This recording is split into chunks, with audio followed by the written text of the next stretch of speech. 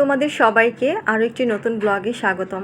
আজকের ব্লগটি কিনে থাকছে, তো সেটা হয়তোবা তোমরা এক ঝলক দেখেই বুঝতে পেরেছো। আর আজকে বিকালবেলা গিয়েছিলাম একটু আমাদের এখানে নদীর পাড়ে, বুড়িগঙ্গার হাওয়া খেয়ে আসলাম। ভীষণই বাতাস ছিল আর আবহাওয়াটা ছিল একটু মেঘলা মেঘলা, ভালোই লাগছিল।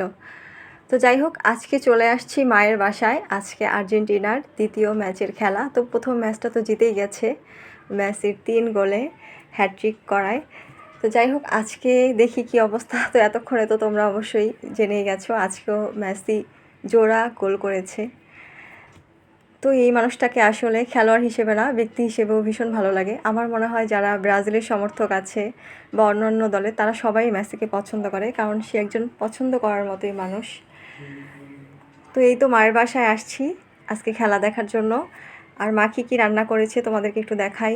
পোলাও, ডিম ভুনা, চিংড়ি মাছ ভুনা, আলু ব্রকলি ভাজা, আর হচ্ছে ডালের বড়া। আর সাথে আরেকটা পদ ছিল, সেটা হলো বড়ার রসা।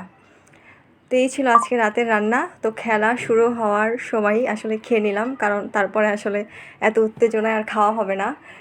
আর ভিডিওটা যখন করছিলাম তখন তো আসলে জানতাম না যে আসলে আর্জেন্টিনাই জিতবে, কিন্তু মনে মনে অবশ্যই আশাবাদী ছিলাম, যেহেতু মেসি আছে অবশ্যই জিতবে। আর একটা কথা না বললেই নাই, বাংলাদেশের বুড়া থেকে গুড়া সবাই আসলে মেসির ভক্ত, মেসি পাগল। তো মেসি যখন প্রথম পেনাল্টিটা মিস করে তখন খারাপ লেগেছিলো, তারপর আশাবাদী ছিলাম যে হয়তোবা ঈশ্বর তার জন্য আরও ভালো কিছু রেখেছে। সত্যি পরবর্তীতে যখন একটা গোল দিল, সেটা সত্যি খুবই ভালো লাগার ব্যাপার ছিল। আর শেষ মুহূর্তে একদম লাস্ট টাইমে যে গোলটা দিল, সেটা কথা নাই বলি। তো সব কিছু মিলিয়ে আজকের খেলাটা ছিল দুর্দান্ত। আর খেলার মাঝখানে কিন্তু আমাদের খাওয়া দাওয়া থেমে নেই, তো একটার পর একটা চলছেই। আর বাংলাদেশের মানুষ যে কতটা মেসির ভক্ত, সেটা আসলে চোখে না দেখলে বিশ্বাস করা যাবে না। অলরেডি আমাদের এলাকায় কিন্তু এই যে বড় পর্দায় খেলা দেখা শুরু হয়ে গেছে গলির মোড়ে। আর সবাই মিলে খেলা দেখার মজাই অন্যরকম। তো এই তো অবশেষে মেসির জয়। আর এই তো মামা ভাগ্নির সেলিব্রেশন। আর আমার একটি স্টুডেন্ট আছে, ওর নাম শশী। ও আজকে এত বড় একটা পতাকা কিনে নিয়ে আসছে, যেটার লেন্থটা হচ্ছে ওদের বাড়ির 3তলা থেকে নিচতলা পর্যন্ত এত বড়।